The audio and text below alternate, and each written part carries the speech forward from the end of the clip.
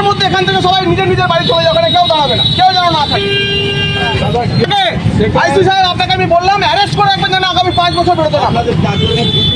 সেইগুলোকে আপনি ইয়ে করুন। এইভাবে আপনি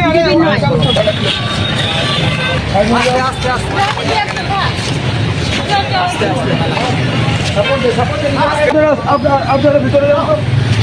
ওকে হাতে বেঁচে, ওকে হাতে বেঁচে। পার্টি অফিসে গিয়ে পতাকা যথাস্থানে রাখবেন, অন্য কোনো পার্টির অফিসের সামনে পতাকা রাখবেন। মোবাইল নিয়ে কি করছেন? যাবে না, আপনার তৃণমূল না। হিংসা মুক্ত রাজনীতি, ভয় মুক্ত পরিবেশ তৈরি করা আমাদের ব্যথা আছে। এই বীরভূম জেলাতে 2 মে থেকে 5টি খুন হয়েছিল, প্রায় 50 জন মহিলার গায়ে হাত দেওয়া হয়েছিল। কিন্তু আমরা সেসব ভুলে গিয়ে আমরা তো বলেছি অপরাধ এবং অপরাধীর গুণ বিচার করে নতুন সরকার এসে অ্যান্টিবায়োটিক প্রয়োগ করবে।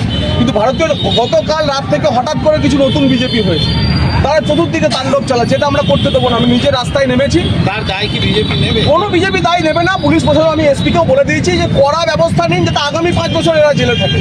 আমরা বীরভূমে অশান্তি চাই না। আমরা তৃণমূল কংগ্রেস, আমরা এই অশান্তি করতে দেবো না।